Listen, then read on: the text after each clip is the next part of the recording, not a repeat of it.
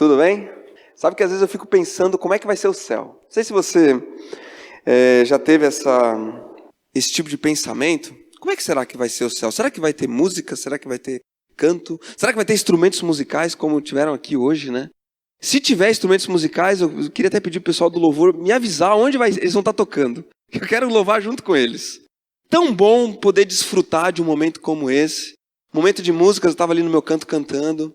E é como se elevasse a gente da nossa realidade por um tempo, pudéssemos olhar nos olhos de Deus e ver tudo aquilo que Ele tem feito por nós.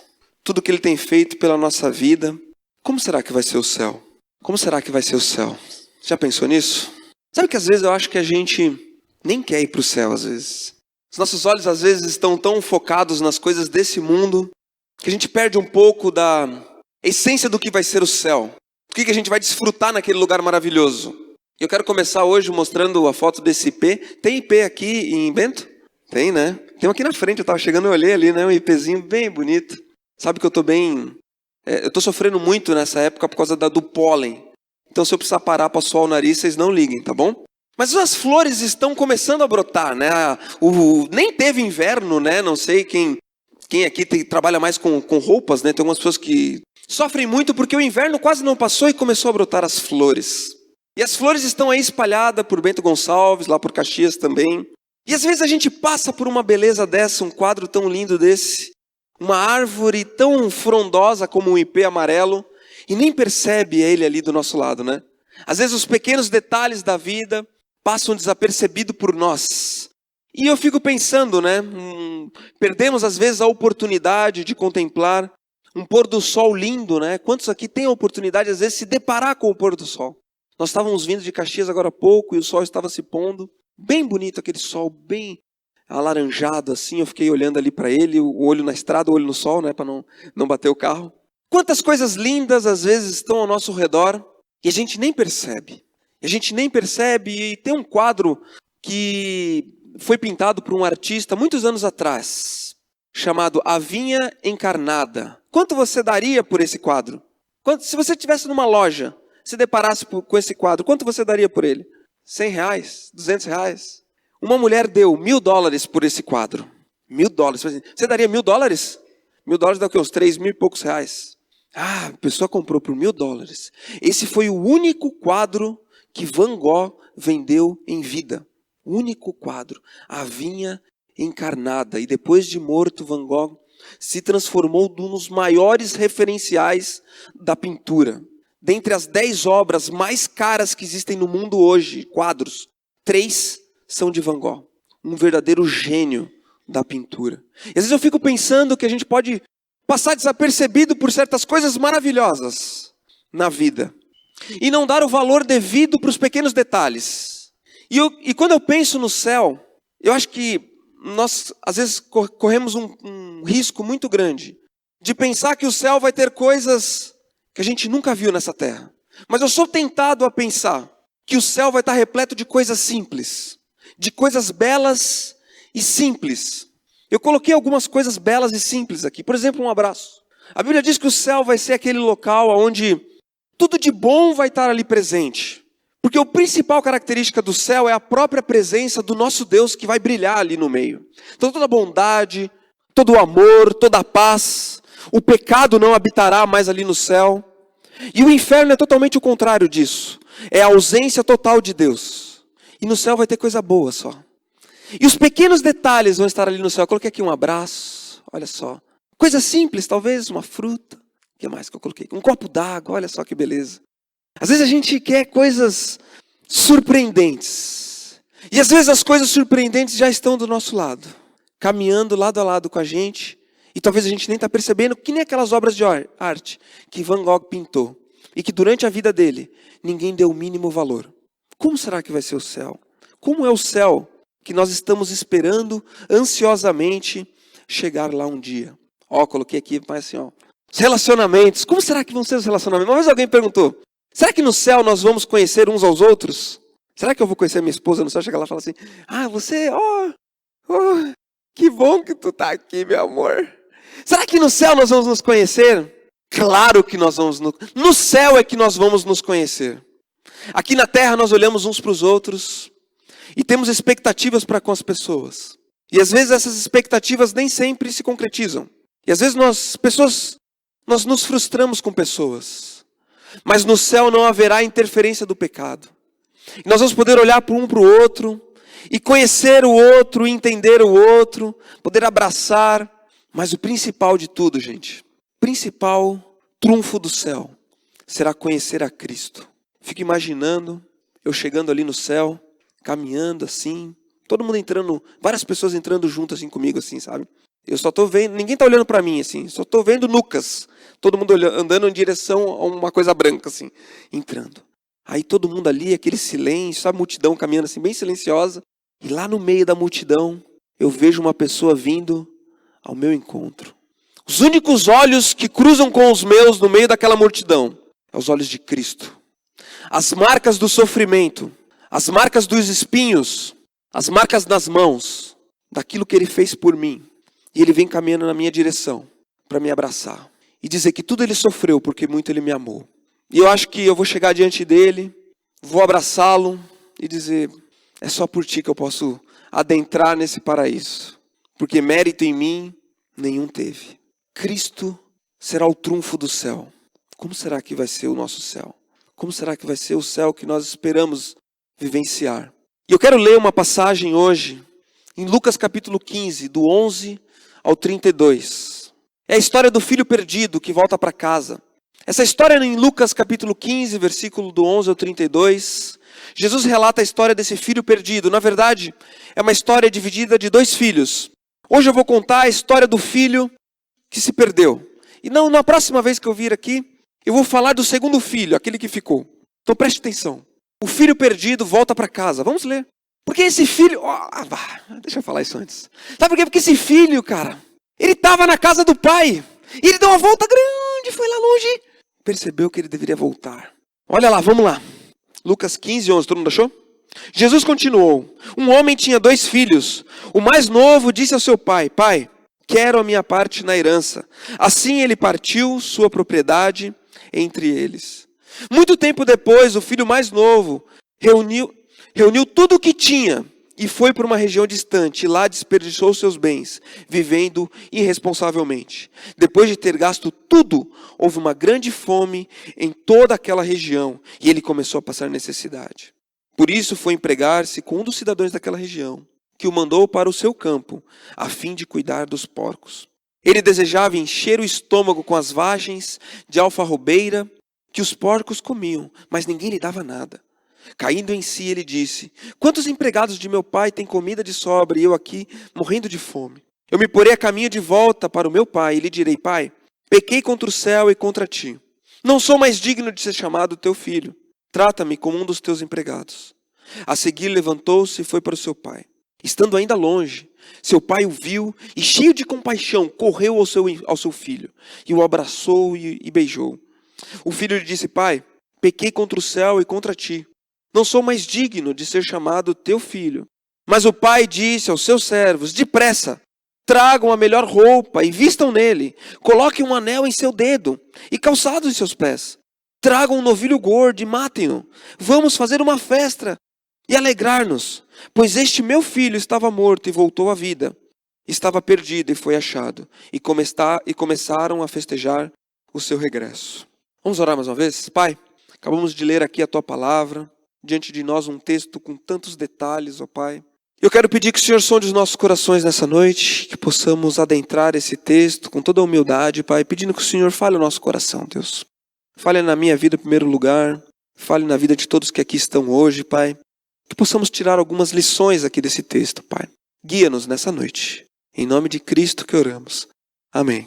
Meus queridos, um filho perdido, um filho que estava ali, na frente da casa dele, talvez tinha um ipê amarelo, do mais lindo de todos, frondoso.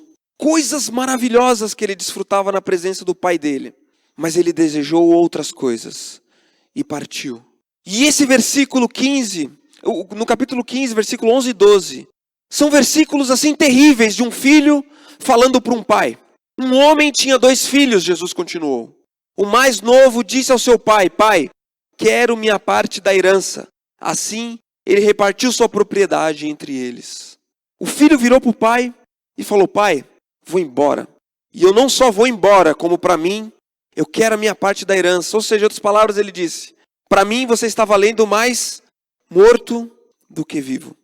Reparta tudo e me dê a minha parte, que eu vou embora. E dentro desse texto, da história do filho perdido, eu quero tirar 4 ciladas do coração. 4 ciladas hoje para a gente abrir os nossos olhos. Algumas dessas ciladas esse filho perdido caiu. E outras ele não caiu. Para nós tentarmos tirarmos algumas lições desse texto hoje. E atenção, esse é o sinal de atenção, né? Cuidado para não, tá bom? Então quando aparecer essa imagem da atenção, você vai dar uma cutucada na pessoa do lado. Tá bom? Vamos lá então. Ó, vamos falar juntos, hein? Ó, cutuca aí. Cuidado para não. Vamos lá, juntos então. Viver o futuro. Não, gente, mas vamos ler com vontade isso, né? Vamos de novo, ó. Cutuca a pessoa do lado. Cutuca, pode cutucar. Porque tem gente que já tá começando a abrir a boca. Meu Deus, ó. Cuidado para não viver o futuro e perder a noção do presente. O filho virou pro pai e falou assim: pai, me dá a tua herança. Mas o pai estava vivo, cara. Como assim me dá a tua herança? Herança é coisa pro futuro, quando o pai morre, não quando o pai está vivo. Sem nada viemos para esse mundo. Olha aqui, o nenenzinho, quem que está grávida?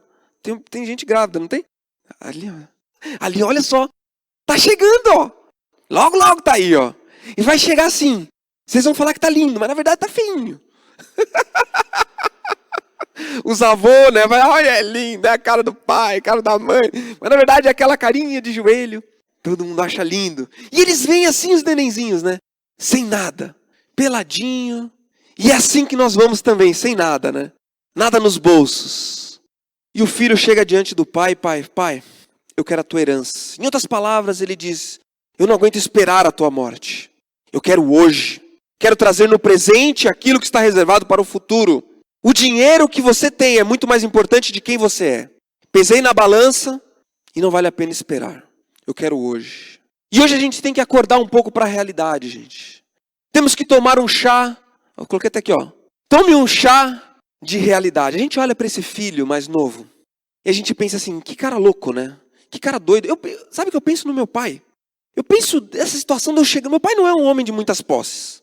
Eu fico imaginando a cena de eu chegando para ele assim: pai, quero conversar com você, pai. Dá minha parte da herança que eu quero me mandar. Eu fico imaginando essa cena. Que absurdo.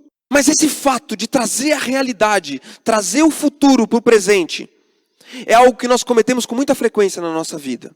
É uma cilada que às vezes a gente cai, comprometendo o nosso futuro em função do presente. Em função do presente, nós temos que tomar um chá de realidade. Caia no presente. Fala para a pessoa do seu lado aí: toma um chá de realidade. Fala aí para ele: tome um chá de realidade. Quando eu levantar assim, ele vai passando lá.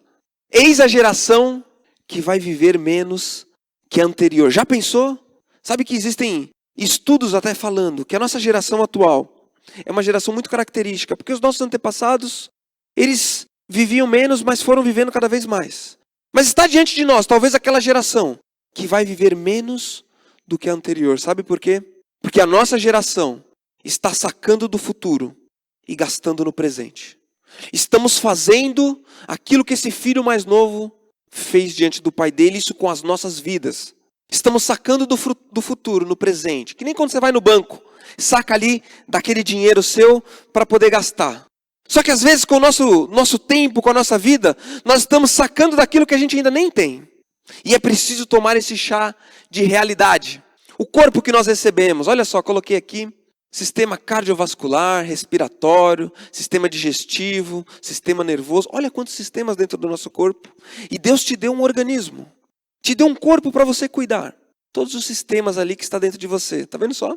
Quão complexo é esse seu corpo. E o que nós temos feito com esse corpo? O que nós temos feito com isso que Deus chamou de o templo de Deus? O corpo. Quando nós vivemos de uma maneira totalmente desmedida, estamos sacando do futuro no presente. Estamos fazendo o mesmo que esse jovem fez com o pai dele. Estamos gastando a nossa vida de uma maneira desenfreada. Que nem quando uma vez eu estava andando de moto, essa aí, tá vendo? A minha moto quando eu estava andando. Mas na verdade era mais assim a minha moto. Tava andando de moto uma vez e eu tava... sabe aquela avenida que tem lá, quando vai lá pro negócio dos padres lá, descendo lá, saindo ali pela Rota do Sol, como é que é o nome daquela cidadezinha lá? Aquele bairro que tem lá? Como é que é? Não sei, descendo lá na Rota do Sol. Ah, enfim, tava na Rota do Sol. E eu tava exigindo, eu tava assim, sozinho na estrada, né? Eu falei assim, ninguém tá vendo, eu tô aqui, ó. Eu vou dar velocidade nessa moto. E acelerei assim até fechar o punho. Como é que diz? Fechar o punho, né? Foi tudo na moto, né? E eu ali sentindo aqueles ventos no meu cabelo, assim. E de repente a moto deu aquele pá! E coisa, pá, pá, pá, pá, pá, pá, pá. Eu falei assim, meu Deus, o que eu fiz, cara? Tranquei o motor da moto. Aí voltei para casa, com a moto devagarzinho. Por quê? Eu exigi da moto algo que ela não estava preparada para dar naquele momento. E às vezes nós estamos impondo isso, ó, a nossa vida e a nossa rotina, sacando do futuro no presente. Aquilo que nem o nosso organismo tem condições de dar conta. O estresse, talvez nós estamos, uma maneira de sacar desse futuro no presente é o estresse. A rotina com que você tem, ou eu tenho, imposto a nossa realidade, está destruindo muitos corpos. O que mais? Alimentação. O que mais? Sedentarismo. Aquelas 3 coisas que eu mostrei antes. Estresse, alimentação e sedentarismo. Tem comprometido o nosso organismo, gente. Tem comprometido a nossa vida. E essa semana eu fiquei sabendo de uma senhora, 50 e poucos anos, que teve um infarto, lá em Caxias. 50 e poucos anos. E eu liguei pro marido dela, e ele falou essa combinação dessas 3 coisas. Fabrício, se não fosse o Emercor vir e resgatá-la, eu não sei se ela continuaria viva. E é uma combinação de 3 coisas, ele falou para mim. Estresse, alimentação e sedentarismo. Impondo sobre ela mesma um ritmo de vida que está comprometendo o próprio organismo dela. Em outras palavras, ela está sacando do futuro dela no presente. E quantas outras formas que nós temos de cair nessa mesma cilada. Eu coloquei até ali as drogas. O prazer imediato de, por exemplo, se envolver com o tabaco, com a nicotina, com outras drogas mais pesadas, o crack, o êxtase, cocaína, heroína, sacando do futuro e comprometendo a nossa vida como um todo. E sabe que essa palavra, ela parece meio estranha da gente ler, mas ela é muito mais comum do que você imagina. É ou não é? Hoje em dia, é difícil uma família que não tem alguém que está padecendo por causa das drogas. É ou não é? Não está fácil, meus queridos. Sacando do futuro. E às vezes até com as finanças a gente faz isso também. Eu e minha esposa, a gente está dando uma consultoria para um casal de amigos nossos que nos procurou, pedindo ajuda para organizar as próprias finanças.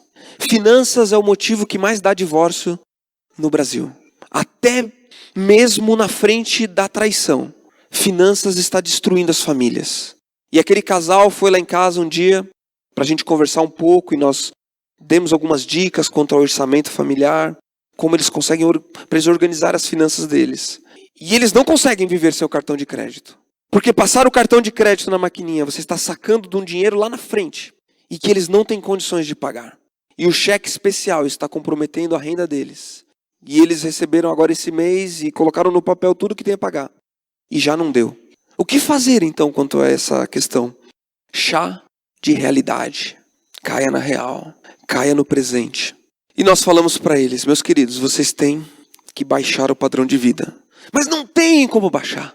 Não tem como cortar nada. É assim a resposta, né? Não tem como melhorar. Marmita e ovo frito. Por um tempo. Nada mais de restaurante. Até vocês organizarem as finanças. Pare de sacar do futuro no presente. E a nossa vida tem que ser prática, gente. Nós lemos um texto como esse do filho pródigo. A gente tem que olhar com esses olhos assim, um pouco diferenciado e trazendo para o presente. Mas vamos adiante. Ó, cutuca aí do lado para a pessoa não dormir. Cutuca. Ó, vamos lá, vai adiante lá, Júlio. Cuidado para não viver o conceito... Vamos de novo, que é meio difícil essa frase. Vamos lá. Cuidado para você não cair nessa cilada. Essa é a segunda cilada que está na primeira frase. Que o filho disse para o pai. Os fins justificam os meios. O que significa essa frase? Essa frase ela foi concebida. Na verdade, a frase em si não foi criada pelo Nicolau Maquiavel. É aquele conceito maquiavélico. Vocês já ouviram essa palavra, maquiavélico? Na verdade, o Nicolau Maquiavel, ele escreveu um livro chamado O Príncipe. E desse livro tirou-se esse conceito. de que os fins justificam os meios. Significa o seguinte: para você chegar onde você quer chegar, não importa a técnica que você usa, não importa se você tem que passar por cima de alguém, execute para chegar no fim. É isso que está nesse conceito maquiavélico. E quando o filho virou para o pai e falou: pai, me dá a sua herança que eu vou embora, ele executou a prática maquiavélica para cima do pai. Ele falou assim: pai, eu tenho os meus objetivos. A minha vida vai acontecer independente do Senhor. E para chegar lá, eu não vou medir esforços. Ele caiu nessa cilada. Os fins justificam os meios. E o celular, eu sempre gosto de citar o celular nas minhas mensagens, porque o celular é algo comum a todos nós, né? As redes sociais, o YouTube, o Facebook, o Instagram, são coisas que estão na nossa mão 85 vezes por dia a gente olha no celular. Já pensou? É muita coisa, né? E o celular, as mídias, impõem para nós um padrão de como nós devemos ser. Passa adiante ali, Júlio. Olha só. Hoje em dia está na moda essa palavra, né? O quê? Ostentação. Você tem que ostentar, é o que o celular diz. Você olha para ele olha para você e fala assim: você precisa ser mais. Você precisa ter mais. Né? E aconteceu uma luta esses dias aí, ó, do Floyd Mayweather. Como é que diz? Floyd Mayweather. Isso aí, né? Aconteceu uma luta esses dias, vocês ficaram sabendo com certeza, né? Passou na TV. Para cada soco que esse rapaz deu no outro, ele ganhou 2,4 milhões de dólares. Uma das maiores lucros que uma pessoa teve numa luta. Pensa bem, olha, daí coloquei essa foto dele ostentando no jatinho dele. Pilhas e pilhas de dinheiro. Os fins justificam os meios. E trazendo para a nossa vida. Será que às vezes a gente não é tentado a fazer disso uma realidade? Os objetivos que são colocados, às vezes pela mídia, às vezes pela própria sociedade, quando chegam diante de nós, a gente faz: não, eu tenho que chegar lá. Custe o que custar. Passe por cima de quem eu tiver que passar. E vamos falar junto essa frase, olha só. Pessoas, esse é um conceito que tem que estar claro na nossa mente. Pessoas não são degraus. Pessoas são pessoas, meus queridos. E às vezes pessoas têm se transformado em degraus para atingirmos os nossos objetivos. E aquele filho olhou no fundo dos olhos do pai e falou assim: pai, para chegar no meu objetivo, você se transformou num degrau que eu passo por cima. E isso tem acontecido muito, até hoje em dia, né? Sabe que a nossa geração nunca houveram tantos aposentados endividados. Sabe por quê? Sabe por que os aposentados estão endividados? Bah, pai, tô a fim de trocar de carro. É, filho, o seu carro não tá bom mais? Ah, pai, já não tá legal. Tô querendo trocar de carro. Eu fui lá na Ford. E eles falaram que se eu fosse aposentado, ficava muito mais barato a parcela. É, filho, é verdade. Ficava, cara. Caiu um monte a parcela. Você não quer fazer no seu nome? Eu venho aqui todo mês e te dou 400 pila. É, filho, mas vai ser bom mesmo? Vai. Aí o pai vai lá, faz o carro financiado. O filho paga uma, paga duas, na terceira. Bah, pai, sabe que eu me apertei esse mês? Sabe que eu me apertei? Aí, tudo bem. Mês que vem paga, na outra compromete. E muitos aposentados estão endividados hoje por causa dos filhos. Pais que não conseguiram falar não e filhos que se transformaram em pessoas abusivas. Acima dos... É ou não é? Filhos que às vezes para adquirir algo necessitam sugar dos pais. Sugar dos pais. E claro que a participação dos pais na nossa vida, quando a gente inicia a vida adulta, ela é muito legal e muito importante. Mas tenha cuidado com esse aspecto. Para educar o filho, para fazê-lo crescê-lo, para fazê-lo conquistar os degraus da vida dele. Não querer ser aquele que vai suprir o seu filho até o resto da vida dele. Seja aquele que vai dar condições para o filho caminhar e crescer. Para que o filho não desenvolva essas técnicas. Às vezes inconsciente, sabe? Às vezes uma coisa vai levando a outra, que vai levando a outra. E filhos, tome um chá de realidade. Isso eu falo para mim, sou filho também. Tome um chá de realidade. Existem leis no Brasil que protegem o idoso quanto a isso, sabia? Mais um pai vai denunciar um filho que fez isso com ele? Dificilmente, né? Dificilmente. Então, filhos, tome um chá de realidade. Honre com os compromissos. O que mais? Dentro das empresas, às vezes, a gente desvincula Cristo do nosso trabalho, pois não temos moral de falarmos que somos cristãos para as pessoas. Às vezes a gente não tem nem moral para falar de Cristo no trabalho. Sabe por quê? Porque às vezes no trabalho a gente está executando essa lei maquiavélica. Coloquei aqui as maletas de dinheiro que foi encontrado no bunker essa semana. Maletas e maletas de dinheiro. E às vezes a nossa maneira de lidar com as pessoas, no nosso convívio nos tiram a autoridade espiritual. De dizer para as pessoas que nós somos cristãos. Porque as nossas atitudes falam o contrário. Às vezes as nossas atitudes são a mesma daquele filho que pisa em cima de pessoas para crescer dentro da empresa muitas vezes. Tome cuidado para não aplicar essa lei maquiavélica de que os fins justificam os meios. Vamos adiante. Mais uma cutucada aí, cutuca aí a pessoa. Terceira cilada. Cutucou aí, vamos junto? Nunca voltar atrás. Essa cilada esteve diante daquele filho perdido.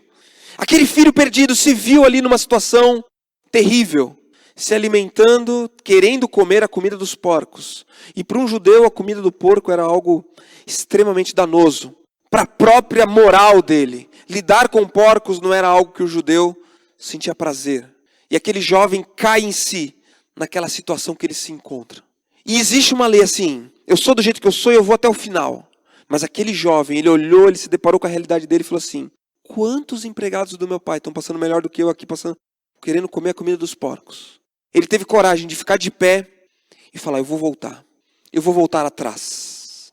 Eu vou voltar atrás. Em 2001, lançou esse filme Velozes e Furiosos. E no filme Velozes e Furiosos tinha uma cena que chamou muito a minha atenção. Que mostrava assim os pedais ali do carro, sabe? E mostrava um detalhe de que aquele jovem que estava dirigindo, ele não utilizava o degrau, o do freio. Qual que é o do freio? É o da esquerda, né? Não, do meio? Eu tô até meio perdido. É o do meio, né? Ele só pisava no acelerador e na embreagem para trocar a marcha. E era uma cena rápida assim que mostrava. Ou seja, naquele filme ele estava dizendo, eu só vou adiante. Frear não freio nunca. Frear não freio nunca. E um dos jovens que protagonizou esse filme acabou morrendo num acidente de carro. Um carro veloz que se chocou. Talvez com não sei os motivos que levaram a esse acidente. Mas talvez por nunca frear. Por nunca parar, olhar para a própria vida, para a própria situação em que está vivendo e dizer, quer saber? Vou voltar atrás. Vou pedir perdão e vou recomeçar. Mesmo que tenha que recomeçar do zero. Essa é uma cilada de nunca voltar atrás, que foi colocada diante daquele filho.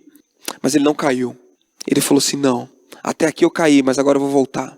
E ele pega o caminho de volta para casa, como nós lemos ali. E ele vai ensaiando as palavras que ele vai falar para o pai dele. Ele vai falando, pai, pequei contra os céus e contra ti. Não sou digno de ser tratado como teu filho. Aceita-me como um dos teus trabalhadores. Um pedido de perdão, de humildade. E o quarto ponto ali, e último, que eu coloquei ali, é o seguinte, nem precisa, Júlio, pode deixar, deixa assim. O quarto e último ponto é não se esqueça de onde você veio. Não se esqueça do que Cristo fez pelos seus pecados. Aquele jovem voltou para casa e recebeu o abraço de Deus, o abraço do Pai, que o perdoou de uma maneira tão transformadora, tão transformadora. E todos nós aqui, meus queridos, já pecamos também. Olhe para suas mãos, olhe aí para a palma da sua mão. Essas mãos já fizeram coisas erradas, talvez. E que bom poder saber que Deus limpa os nossos pecados. Salmo 32 é o salmo que eu quero terminar. Abre a tua Bíblia aí. Salmo 32. Como é feliz aquele que tem suas transgressões perdoadas e seus pecados apagados. Eu não sei por onde os teus caminhos foram, mas como é feliz aquele que tem as transgressões perdoadas e os pecados apagados. Versículo 2. Como é feliz aquele a quem o Senhor não atribuiu culpa e em quem não há hipocrisia. Enquanto eu mantinha escondido o meu pecado, o meu corpo definhava de tanto gemer, pois dia e noite a tua mão pesava sobre mim, e as minhas forças foram se esgotando, como em tempo de seca. Então reconheci diante de ti o meu pecado e não encobri a minha culpa. Eu disse, confessarei as minhas transgressões ao Senhor, e tu perdoaste a culpa do meu pecado. Um homem que foi transformado, ele entende que da onde ele veio, aquilo que ele caiu, mas ele entende que tem um Deus perdoador, que dá uma nova oportunidade diária para cada um de nós. Para cada um de nós. E meus queridos, eu quero chegar no céu não por mérito próprio, porque nenhum de nós vai conseguir por mérito próprio. Mas eu quero chegar naquele céu, poder olhar nos olhos de Cristo e falar: Pai, eu só estou aqui porque o Senhor perdoa os meus pecados. Eu só estou aqui porque eu sou aquele filho pródigo, que se viu numa situação lastimável, mas olhou para ti e pediu perdão. E esse é o desafio para nós hoje, meus queridos. Como está a tua vida? Como tem sido a nossa caminhada? E eu quero que nós fechemos os nossos olhos nesse momento, colocando esses desafios diante de Deus, Pai, cada uma dessas ciladas. E pensa aí, em qual delas talvez você tenha caído? Em qual dessas ciladas talvez tem pegado na sua vida e na minha vida? Será que os fins, a gente está fazendo qualquer coisa para chegar nesses fins, nesses objetivos, pisando em pessoas? Será que nós estamos sacando do nosso futuro? Onde tem sido o nosso pecado diante de Deus? E eu te convido a pedir perdão nessa noite. Olhar para Ele com toda a humildade, que nem esse jovem, voltando para casa. E saiba que o Pai quebra todos os protocolos. Ele corre na sua direção e te abraça. E te perdoa. E me perdoa. Deus, eu te louvo e te agradeço, Pai, por essa noite. Uma noite que tem sido especial. Pelas músicas, Pai, que nos elevaram, que abriram os nossos olhos, que nos fizeram louvar quem o Senhor é, por essa palavra, esse texto, que é um texto tão conhecido por todos nós. E, Pai, eu quero pedir que o Senhor nos ajude a não cair nessas ciladas, Pai. Por nós mesmos vai ser difícil, Pai, porque somos falhos. Somos falhos, ó Pai, somos pó. Mas o Teu Espírito Santo habitando em nós nos capacita a lutar, Deus. Então nos ajuda, Pai. Nos ajuda nessa noite. Nos enche de esperança, ó Pai. Nos enche de alegria, ó Pai. Coloca os nossos pés no chão, ó Pai. Tira os nossos olhos, ó Pai, de um futuro que talvez a gente está querendo, um futuro que nem é o presente hoje, Pai. Nos coloca na realidade, ó Pai. Nos dá um pouquinho desse chá de realidade hoje, Deus. E obrigado, ó Pai, pela oportunidade que tenho de abrir a Tua palavra. Que tudo isso seja verdade, primeiramente na minha vida, Deus. Eu te louvo e te agradeço por tudo, Pai. Em nome de Cristo. Amém.